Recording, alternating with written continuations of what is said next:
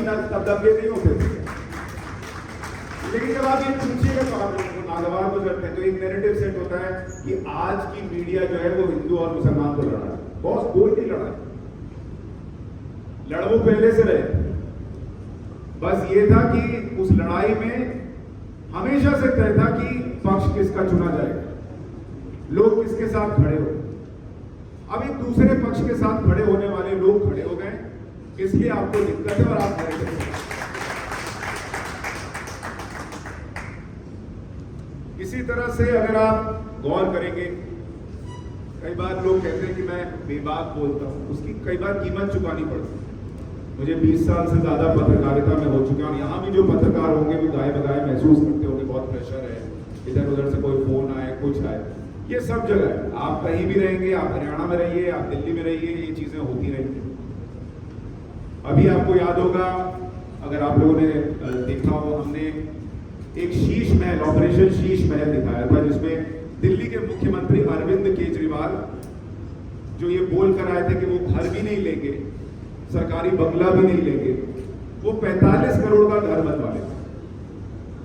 और जब हमारे पास वो पहली बार खबर आई, हमारे पास डॉक्यूमेंट्स आए, तो हमें इतना तो पता था कि इस खबर को लेकर प्रेशर बहुत बनेगा, क्योंकि अरविंद केजरीवाल जी जो है वो इस देश के सबसे बड़े एड गुरु,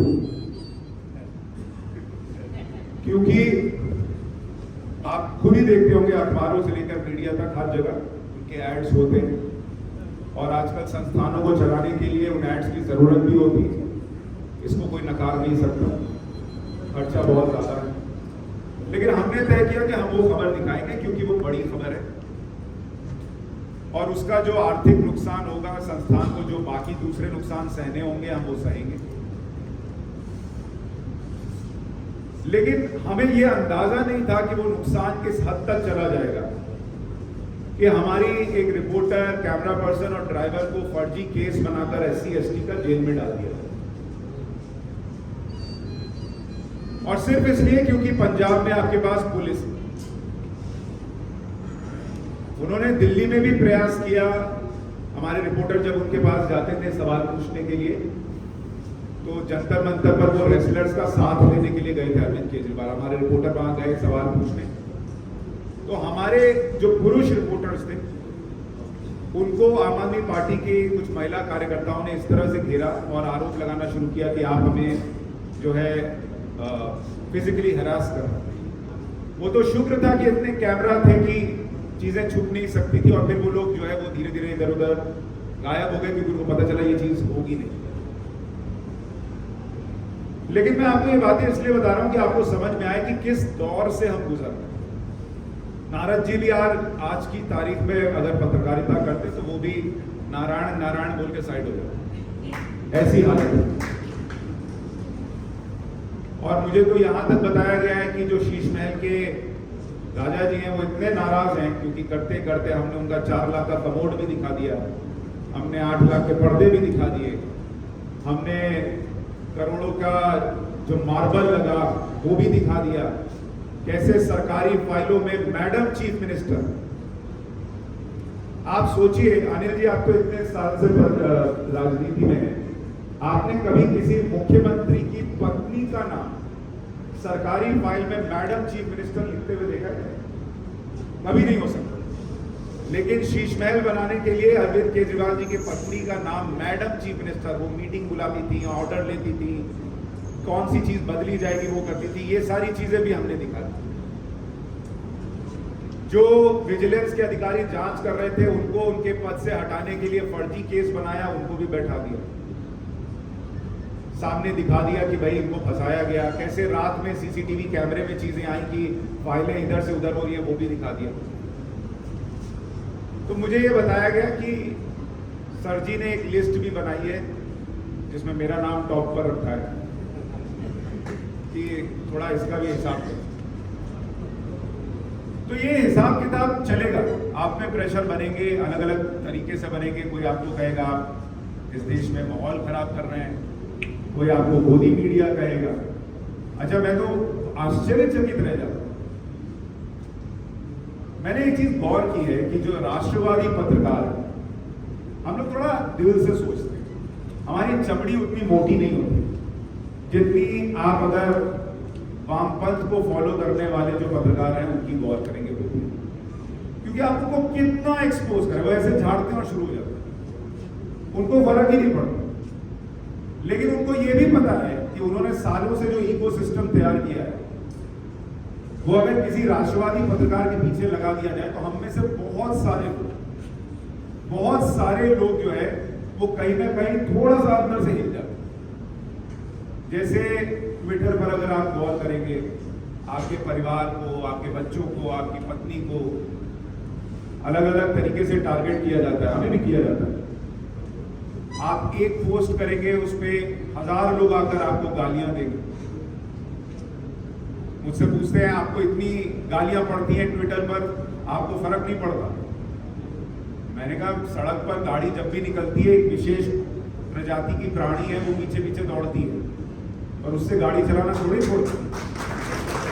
उसको इस बात का भ्रम रहता है कि गाड़ी उससे बचकर भाग रही है, लेकिन गाड़ी अपना काम कर रही है। उसको भी गफलत में रहने देना चाहिए कि तुम भौंक रहे हो तो उससे कोई फर्क नहीं, करते रहो। लेकिन 2014 के बाद उनकी तकलीफ भी आपको समझनी होगी, क्योंकि उनका नैरेटिव, उन्होंने इस देश को चलाने के लिए, इस देश में क्या सही है क्या गलत है, कौन मंत्री के पद पर बैठेगा कौन नहीं बैठेगा, कौन प्राइम मिनिस्टर के प्लेन में बैठकर विदेश जाएगा रिपोर्टिंग करने के लिए, ये सारी चीजें तय की हुई। और 2014 के बाद एक आदमी आता है और वो कहता है मेरे प्लेन में कोई बैठ के नहीं जाएगा पत्रकार, अपना अपना खर्चा से जाओ, अपना अपना खर्चा से आओ, सिर्फ ANI वाला जाएगा, वो फीड दे देगा, अगर बहुत चलाने का मन है तो वो चला। तो अब वो प्लेन का खर्चा देना पड़ रहा है। वहां विदेश में जो IAS ऑफिसर होते थे वो जाते थे बस में बैठ के, पत्रकारों के लिए बड़ी बड़ी लिमोजीन लग जाती थी, गाड़ियां लग जाती थी, वो बंद हो गया। जिस होटल में पत्रकार रुकते थे वहां सरकारी खर्चे से कमरे में रखवा दिया जाता था, वो बंद हो गया। तो उनके तो अच्छे दिन नहीं चल रहे और इसलिए उनको तकलीफ।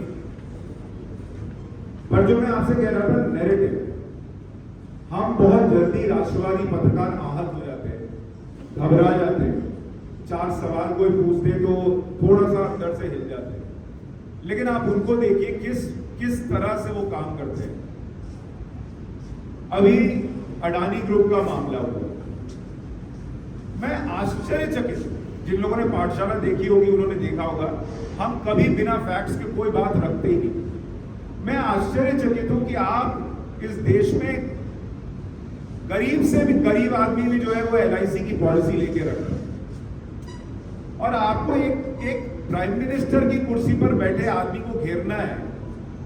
आपका एक नैरेटिव है कि अडानी मोदी जो है वो दोस्त है, ये साबित करना है, इसलिए आपने LIC का पैसा अडानी ग्रुप में लगाकर डुबा दिया, ये नैरेटिव फैला दिया।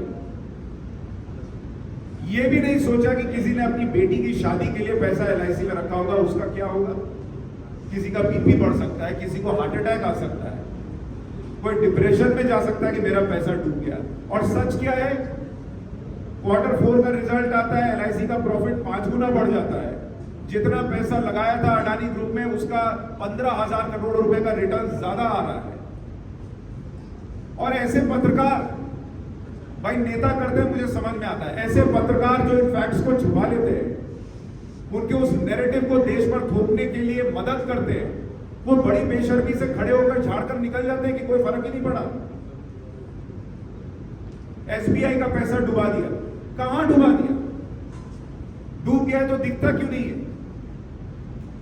नरेंद्र मोदी को इकोनॉमी संभालने नहीं आती। 7.2 का ग्रोथ रेट कहां से आ रहा है? अमेरिका का नहीं आ रहा, अमेरिका 2% पे अटका हुआ है। पाकिस्तान, अपने पड़ोसी देख लीजिए, पाकिस्तान, श्रीलंका, बांग्लादेश,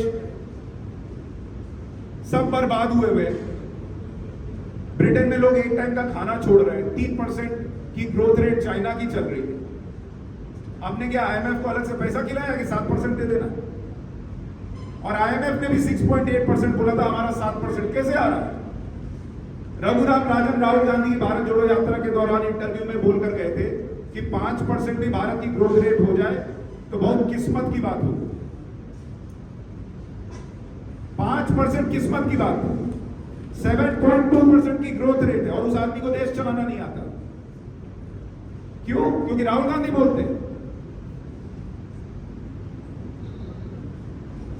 पत्रकारिता में लोग कहते हैं कि मुश्किल दौर है, मैं मानता हूं मुश्किल दौर, लेकिन मैं कहता हूं ये मुश्किल दौर सिर्फ मुश्किल दौर नहीं है। मैं ये मानता हूं वी आर एट वॉर, और मैं ये पहले भी कार्यक्रमों में मैं जहां जाता हूं मैं बोलता हूं कि वी आर एट वॉर। हम युद्ध के मैदान में, क्योंकि देखिए आप मानिए या ना मानिए, 2014 के बाद वैचारिक तौर पर पूरा देश दो हिस्से में बटा। एक हिस्सा जिसको बताया जाता है कि वो नरेंद्र मोदी को पसंद करते हैं, एक हिस्सा जो नरेंद्र मोदी से मतलब अंदर तक नफरत करते हैं। लेकिन मुझे लगता है पत्रकारिता दो हिस्सों में बटी हुई। एक जिनको ये लगता है कि उन्हें देश के लिए कुछ करना है, और दूसरे वो जिन्हें, मैं ये नहीं कहता उनका देश से कोई लेना देना नहीं हो, रह रहे तो थोड़ा बहुत तो होगा ही होगा, लेकिन जिनको अपना हित जो है, अपना फायदा जो है वो हमेशा देश के भी ऊपर दिखता और उसके लिए वो किसी हद तक जा सकते। अभी ट्रेन हादसा होता, कितने न्यूज चैनल्स ने ये दिखाया होगा, आप बताइए कि संघ के लोगों ने वहां जाकर प्रमुखता से मदद, कितने लोगों ने नहीं दिखाएंगे क्योंकि उनको नागवार गुजरता है। उनके पूरे इकोसिस्टम को ये बात ही पसंद नहीं आती। ये कैसे लोग हैं यार जो बिना फायदे के भी किसी से जुड़ सकते हैं? ये कैसे लोग हैं जो देश के नाम पर कुछ भी करने को तैयार हो जाएंगे? ये कैसे लोग हैं जो अपनी आइडियोलॉजी को लेकर इतने कमिटेड हैं? क्योंकि वामपंथियों की आइडियोलॉजी होती है, लेकिन वो फायदा देखकर वो आइडियोलॉजी भी साइड रख सकते हैं। जैसे अगर मैं आपको बताऊं, आप में से बहुत लोगों को नहीं पता होगा, दिल्ली के अंदर कई ऐसे पत्रकार हैं जो घोर वामपंथी थे, मतलब हैं अंदर से, अभी भी होंगे, लेकिन 2014 के बाद बॉस उन्होंने ऐसा कपड़ा बदला है, मतलब ऊपर वाला, कि आप पहचान ही नहीं सकते कि ये कभी वामपंथी। और मैं आपको चैलेंज करता हूं, केंद्र में सरकार बदलेगी, वो फिर बदलेगी यदि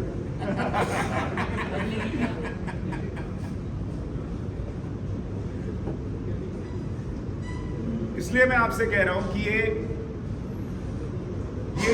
युद्ध लड़ रहे हो। एक तरफ वो लोग हैं जो अपने फायदे के लिए देश को पीछे खींचने के लिए किसी हद तक जा सकते हैं, और उसी वजह से उन्होंने एक नैरेटिव सेट किया गोदी मीडिया। मैं कई बार सुनता हूं, मैं सोचता हूं कुछ तो लोग यहां रखते होंगे, सोचते होंगे, मतलब मान लीजिए मैं आपको एक छोटा सा एग्जांपल दूं कि अगर आपसे ये कहा जाता है कि नरेंद्र मोदी ने या नरेंद्र मोदी सरकार ने देश की कई संस्थाएं बेच दी, एयरपोर्ट्स बेच दी, चलिए ठीक है बेच दिए, यहां कितने लोग किराए के घर में रहते हैं? हाथ खड़ा करके बताइए। कई लोग रहते हैं, ज्यादातर पैसे वाले सब अपना लेके रहते हैं। जो किराए के घर में रहते हैं, कभी उनका घर उनका हो सकता है चाहे कितने साल भी रेंट दे दे। बेसिक प्रश्न है, अगर आपने एयरपोर्ट के रखरखाव का काम किसी कंपनी को दे दिया तो वो उस कंपनी का कैसे हो जाएगा? रेलवे का काम किसी कंपनी को दे दिया, दूसरी चीजों में आपने कहा कि आप आइए, हम पीपीपी मॉडल में काम करते हैं, आप पैसा लगाइए, इतने साल के लिए लीज पे देते हैं। लीज पे देना बेचना होता है क्या? क्या सरकार का यही काम है कि वो हर चीज खड़ी करे और उसको चलाती रहे, आपका पैसा बर्बाद हो? एयरपोर्ट्स कहा गया अडानी ग्रुप को दे दिया गया। यूपीए के जमाने में एयरपोर्ट्स का काम निजी हाथों में सौंपना शुरू, हमने पाठशाला में दिखाया अडानी ग्रुप को जितने भी एयरपोर्ट का काम मिला वो हाईएस्ट बिडर थे इसलिए मिला। मतलब अगर आपने ये कहा कि इस एयरपोर्ट से मैं 10 रुपया कमाऊंगा और मैं 4 रुपया सरकार को दूंगा, अपनी बिड में आपने कहा, किसी ने कहा मैं 10 रुपया कमाऊंगा 2 रुपया दूंगा, अडानी ग्रुप ने अपने कागज में लिखा 10 रुपया कमाऊंगा 6 रुपया दूंगा। तो 2 रुपये वाले को दे देना चाहिए था, क्योंकि किसी एक आदमी को यह लगता है कि अडानी और नरेंद्र मोदी की सेटिंग हो गई है, देश को 6 रुपया भी मिलता हो तो 2 रुपये वाले को दे देना चाहिए था क्या? लेकिन इन फैक्ट्स में कोई बात ही नहीं करता। और जब आप ऐसे फैक्ट्स रखेंगे तो आपको कहा जाएगा आप गोदी मीडिया। गोदी मीडिया जब भी आप कहीं सुने, आप ये समझ जाएं कि वो आदमी फैक्ट्स पर देश हित में बात कर रहा है। क्योंकि जो लोग आपके फैक्ट्स को नहीं काट सकते, जो लोग आपके नैरेटिव को काट नहीं पा रहे, उनके पास इकलौता जरिया, इकलौता माध्यम बचा है कि वो आपको किसी तरह से आपकी छवि को डैमेज करे। जैसे होता है ना कि किसी आदमी को आपने देखा और लगा कि अरे यार इसका तो कैरेक्टर ही ठीक नहीं है, इसकी क्या बात में विश्वास करूं, तो वो आपके कैरेक्टर असैसिनेशन पर लगे हुए, वो पत्रकारों की छवि को धूमिल कर रहे हैं। कल को कोई सुशांत सिन्हा आए और बोले कि ये फैक्ट्स है, तो आपके दिमाग में डाउट पैदा करने का प्रयास है कि नहीं यार ये तो गोदी मीडिया है, ये कैसे ऐसा बोल सकता है। जबकि अगर आप देखेंगे जो दूसरा पक्ष वो यहां से इतना पैदल है कि वो कभी पलट के उनसे पूछता ही नहीं कि ये जो फैक्ट रख रहे हैं उसमें तुम्हारा क्या जवाब है, तुम्हारे पास क्या काउंटर फैक्ट्स। इसलिए ये सारी कहानी, सारी लड़ाई जिस नैरेटिव की चल रही है, ये अभी और तेज होगी। अभी 2024 के पहले तो और तेज हो, फिर उसके बाद थोड़ा ठंडा पड़ेगी।